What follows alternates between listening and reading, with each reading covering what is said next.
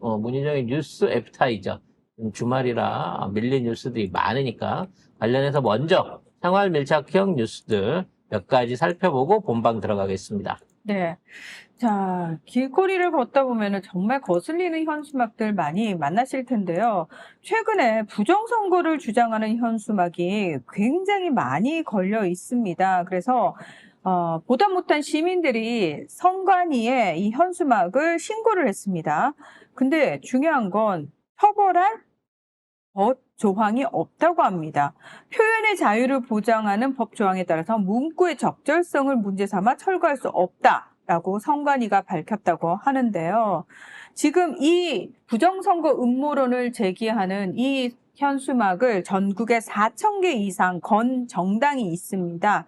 이 정당이 내일로 미래로라는 정당 이름이 이제 현수막에도 있는데요. 일반 국짐이나 기존 정당이 아니에요? 그렇습니다. 당 대표한테 JTBC가 직접 전화를 걸어봤대요. 그랬더니 현수막 걸기가 당의 거의 유일한 활동이라고 대표가 이야기를 했습니다. 그러면서 후원금 4만 원을 내면 현수막 한 장을 걸어준다 이렇게 홍보를 하고 있다고 하고요. 지금 현재 이 정당에 대해서는 또 뭐 어떻게 할 수가 없다고 그래요. 왜냐하면은 지난 3년 전에 정당은 신고나 허가 없이 현수막을 걸 수 있게 여야가 법을 바꿨기 때문입니다. 그러니까 누군가 제3의 정당, 그러니까 기존의 정치 세력에 관련 없는 정당 이런 걸 꺼내서 쓴다, 이런 거를 쓰는 거에 대해서 이거를 처벌할 법규가 없다는 거고요. 그렇죠. 중요한 건 선거철이 아니기 때문에 이거를 선거법이나 가짜 정보로 또는 당선이라든지 선거에 영향을 미칠 목적으로 내건 홍보물로 보지 못한다는 겁니다. 네. 이 내용을 보면요. 극우가 주장하는 내용을 그대로 싣고 있는 거예요. 시진핑 얼굴에 이재명 대통령 가면을 씌우고 이들이 부정선거를 했다. 또 대통령을 창문 없는 두평 독방에 가뒀다. 뭐 이런 식으로 이제 저 글들을 던져내는데 일단 팩트도 아닌 거고요. 저 표현이 매우 악랄하고 기분이 나쁘거든요. 허위사실 유포죄로 이거 전화해야 돼, 이거. 근데 이거를 언론단체나 민간인이 하면 모르는데 정당 등록을 해갖고 있는 이 정당이 이걸 하고 있는 거라서 뭐 사실 처벌할 수 없다는 거예요. 처벌할 수 없긴 왜 없어? 부정선거가 어떻게 이게 제대로 내용이 아니잖아요. 가짜뉴스잖아.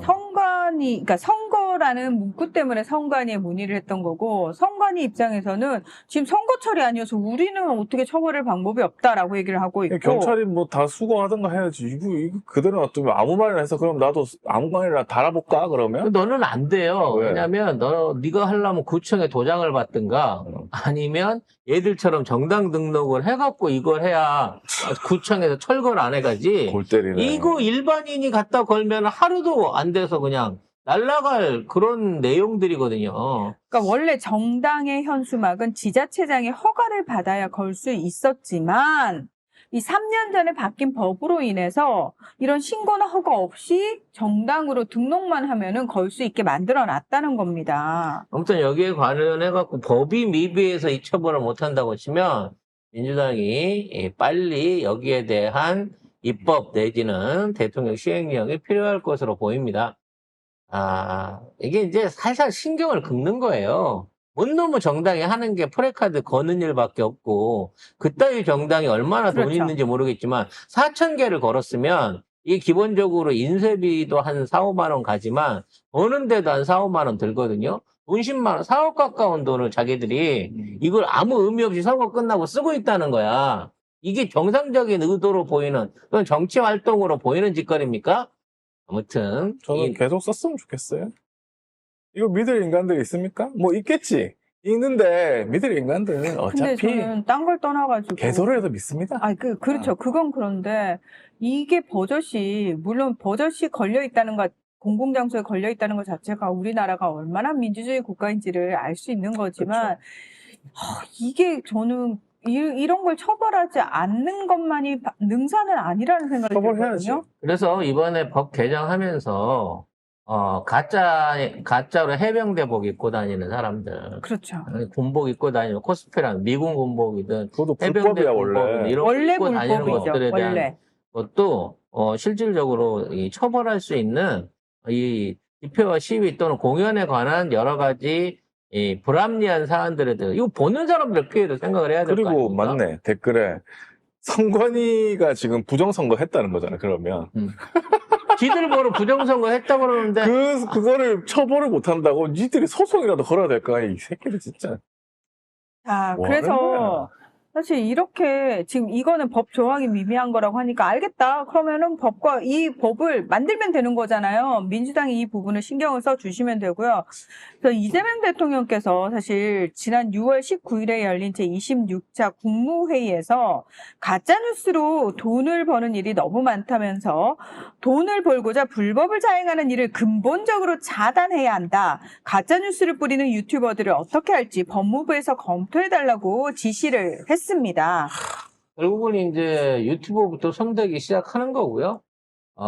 이게 만일에 유튜버를 법적인 부분 안으로 뭐 구속을 한다든지 거기에 대해서 공권력이 동원되게 되면 이 자체를 언론 탄압 내지는 공권력의 어떤 횡포로 이해시킬 수 있는 부분이기 때문에 깔끔하게 돈으로 징벌을 하라라고 제안을 내고 있는 거예요. 실제로 대통령께서 이거 검찰권 남용 문제로 이어질 수 있기 때문에 형사처벌로 안 된다. 제일 좋은 것은 징벌배상이다라고 설명을 하셨습니다. 자, 뭐 관련해서 그 얘기를 들으셨는지 원래 준비했는지 모르지만 새로운 당대표 정청래 대표께서 여러 가지 TF 중에 지금 언론개혁 TF도 바로 가동을 하셨습니다. 그래서 신임 당대표로서 언론 보도의 징벌적 손배제를 다시 논의하겠다라고 얘기를 하고 있습니다. 이거 지난번 회기 때도 하려고 했었는데 고밀정이가 울면서 거품을 물고 울긴 왜 울어 그 상황에서 울면서 거품을 물고 반대를 해가지고 유보가 됐던 거거든요. 이번에도 고밀정이 울지 한번 지켜봐야 되겠다라는 생각이 듭니다. 이번에도 울면 난 진짜 우리 고밀정 특집을 해야 돼. 아주 그냥 뭐 우리 맨날 했는데 옛날에. 아니 진짜 아니, 요즘 제대로 죽여버려야 돼. 한동안 우리가 얌전하다 그래서 덮어놨었어. 다시 슬슬 분부를 좀 떼봐야 될 것 같은 생각이 듭니다. 그 정청래 당대표가 검찰 언론 사법개혁 TF를 만드는데 중요한 거는 민영배, 최민희, 백혜련이 이제 전면에 섰다는 거예요. 그래서 이제 다른 분들은 좀 모르겠는데 백혜련에 대해서는 지금 많은 분들이 좀 걱정을 하시는 분들이 꽤 많으신 것 같습니다.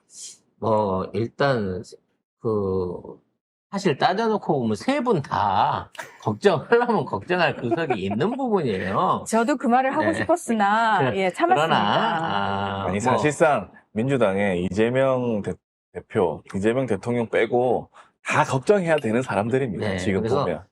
문제는 이제 이러한 권한을 쥐어줬을 때 이 권한을 발휘하느냐 못하느냐에 따라 가지고 이제 이 당권을 쥐고 있는 정청래 대표가 차기 공천이라든지 당내 지위에 대한 여러 가지 자기 나름대로 판단에 의해서 이거를 또 조치를 할 수 있는 권한을 쥐고 있다는 거죠. 그래서 저는 뭐 뒤에 얘기하겠습니다만 정청래 대표도 이재명 대통령이 느끼는 거와 똑같은 고심. 일시킬 사람이 없다라고 하는 이런 아웃사이더로서의 고심을 갖고 계신 상태라고 저는 생각을 하는데요. 그럼에도 불구하고 해내야 하는 게 민주당장입니다. 그래서 네. 아마 뭐 우려는 되지만 최소한 뭐 저분들이 그동안 이제 뭐 우리가 흔히 얘기하는 야채 종류의 부합해가지고 활동해 오신 분들은 아니기 때문에 어떠한 방식으로 이 개혁 TF에서 역할을 해주실지 기대를 해보도록 하겠습니다. 이번에 민주당 당원들의 얼마나 매섭게 민주당을 지켜보고 있는지 무조건적 지지 안 한다라는 거 확인을 했을 텐데 글쎄요. 좀 정신을 차린 의원들이 있을지 지켜보겠습니다. 방법은 없어요. 스스로 알아서 정신 차려주세요라고 곱게 말해서 될 문제가 아니고 우리가 똑바로 해라. 지켜보고 있다. 요 방법밖에 없습니다. 솔직하게 얼마나 팔렸으면 좋겠습니까? 목표는 청켤레. 목표는 청컬레.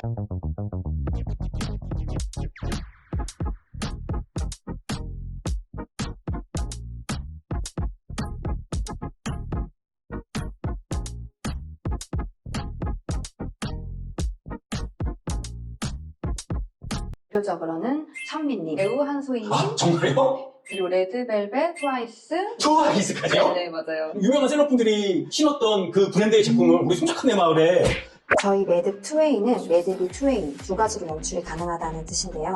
이게 발가락이 좀 가려지기 때문에 이게 조금 더 인기가 있는 매듭 디자인이거든요. 그래서 이대로 포장해서 보내드리고 있고 이대로 착용하시다가 조금 지겹다라고 하시는 분들은 이렇게 연출이 가능하세요. 자, 관련한 얘기는 뒤에서 좀 해보도록 하고요. 네. 지금 김건희의 수족들 문고리 상인방들이 하나씩 둘씩 검찰에 출두를 하고 있습니다. 그래서 이제 그동안 숨겨져 있었던 너무나 궁금했던 그 문고리 3인방의 얼굴들이 공개되기 시작했는데 서울의 소리가 어디서 구했는지 모르지만 아, 이명수 기자님. 그러니까 이명수 기자님이 대놓고 얼굴 공개 화면을 내놨습니다. 그래서 유경옥은 이제 가끔 보기는 했어요. 근데 유경옥과 정지원의 얼굴이 공개가 됐습니다. 자, 영상에서 뚜렷하게 잡혀 있는데 저는 이제 아직도 궁금합니다. 정지원은 남자일까요? 남성인가 여성인가?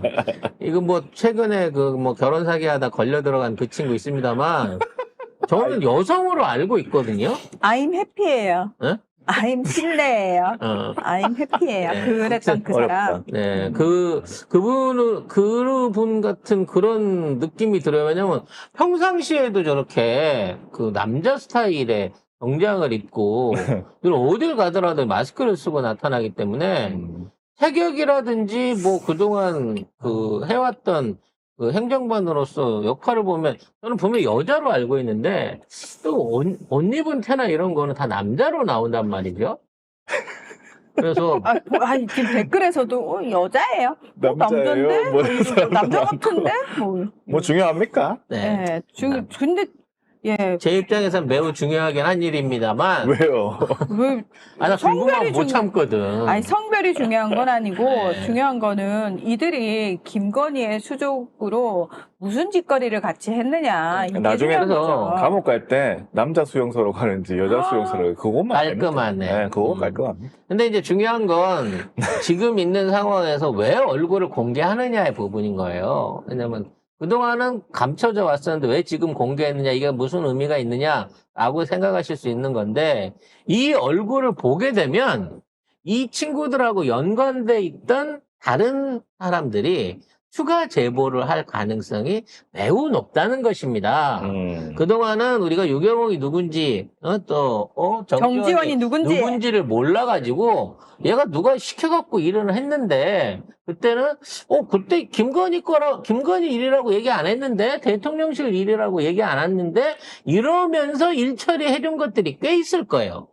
특히나 무슨 명품 쇼핑이라든지, 아니면 명품 당근 거래라든지, 기타 여러 가지 청탁 부분 뭐 여러 가지 분야 안에서 이 사람들이 사실상 김건희를 대신해 수족처럼 어디 가서 얼굴을 팔았을 겁니다. 이제 그에 대한 제보를 본격적으로 해줄 시간이다 라는 생각이 드네요. 관련해서 이명수 기자가 김건희 관련한 누워있는 영상을 침대 영상을 공개를 한다 그래서 세라젬이 있더라고요, 사무실에. 저 그래서- 세라젬 비싼 거거든요. 그래서 전 대놓고 아니 이명수 기자가 드디어 커밍아웃을 하나? 라고 생각을 했는데 몸 커밍아웃을 해요. 이제 그동안 자기도 이제 말하자면 얼마나 왜 이명수 기자가 그렇게 김건희한테 사랑을 받았을까 1억 제의를 받았을까 거기에 대한 커밍아웃을 하는 줄 알았는데 침대 영상을 제공한다 그래서 야 이제 이명수 갈 때까지 갔구나 했더니 침대가 아니라 세라잠에 누워가지고 편안하게 저기 이 기자 왔다 들어오라 그래 뭐 요런 영상을 오픈을 했다는 거죠. 참 되게 이명수 기자를 우리 전라도식 말로 표현하면 임의롭게 생각했던 것 같아요. 그게 뭐예요? 이물업계. 임의롭게. 우리는 임의롭게 그랬는데. 아무튼 이물업계. 어찌 됐거나 자기 사무실에 저걸 깔아놓고 자기 칸막이도 안 친 상태에서 저 상태에서 손님을 맞이한다. 지금 요 앞에 이게 김건희 앞에 있는 요 다 흰 소매. 예, 요게 이제 유경옥이고 그 옆에 아까 그 뒤에 정전이 앉아가지고 들어오라 그래 저러고 있었다는 거죠. 근데 아니 저기 세라젬은 사실 저 사무실에서 이렇게 다른 사람들 있는 데서 저걸 하기가 쉽진 않거든요. 뭐 칸막이라도 쳐야 되지 않나? 아니 그러니까 저렇게 누워 도대체 있으려면. 무슨 생각을 가지고 저러고 있는지. 근데 저런 이제 거를 이해하는 사람이 이제 송 작가님입니다. 송 작가님도 아니 여기 항상 누워 누워 계시잖아요. 있거든요. 여기. 누가 와도 누워 있습니다. 근데 저는 있다는 생각을 못하고 이쪽을 안 보니까 나도. 그러다가 순간 깜짝 여기서 목소리가 나와가지고 여러분이 모르시지만 이국장과 저 사이에 사각이 있고요. 야 이걸 보여주면 어떡해. 저 사각에 안마의자가 있어서 늘 누워 계십니다. 틈나는 대로 눕고 있습니다. 똑같습니다. 예, 근데 이제 DNA가 똑같아요. 근데 김건희가 허리 안 좋다는 얘기는 이미 오래전에 했었죠. 왜 허리가 안 좋냐? 날씬해 보이려고 갈비뼈를 뺐기 때문이다라고 제가 주장을 했는데 그에 관한 것도 주변 사람들이 얘기를 했어요. 증언을 했어요. 그러다 보니까 이것저것 이제 계속해가지고 그동안의 추측들이 맞아떨어지고 있는 것이죠. 네. 그래서 그동안 우리가 그렇게 얘기했던 3대 범수 오빠 중에 1대 범수 오빠가 좀 조사를 받기도 했었습니다. 관련한 얘기는 뒤에서 하기로 하고요. 네. 자, 역사 바로잡기 이제 시작되고 있습니다. 도대체 윤석열은 왜 이렇게까지 친일적인 행적을 해왔는지 더더욱 의심이 가는 부분입니다. 네. 자, 일제강점기 강제동원 피해자인 양금덕 할머니가 지난 2일에 대한민국 인권상 국민훈장 모란장을 받았습니다. 3년 전 윤석열 정부에서 보류됐던 수여안이 이재명 정부에서 재추진됐기 때문인데요. 지금 현재 건강이 악화되셔가지고 지난해부터 요양병원에서 치료를 받고 계신다고 합니다. 이 훈장은 안창호 인권위원장을 대신해서 육성철 광주 인권사무소장이 전달을 했다고 합니다. 안창호에서 그 왜 안 바꾸는 거야? 아직도 있네. 예, 안창호가 아직도 진짜. 인권위원장입니다. 예. 빨리 이제 새 대표가 공공기관장들 대통령하고 임기 맞추는 거, 기존에 있었던 애들 내보내는 거 빨리 법안 제출해서 진행해 주실 것도 기대를 하겠습니다. 자, 윤석열 정부는 그러면 이 양금덕 할머니의 훈장 수여를 왜 반대했느냐? 일본 전범 기업을 대신해서 한국 정부가 재단을 통해 배상금을 지급하는 제3자 변제안을 양 할머니가 앞장서서 반대를 해 오셨습니다.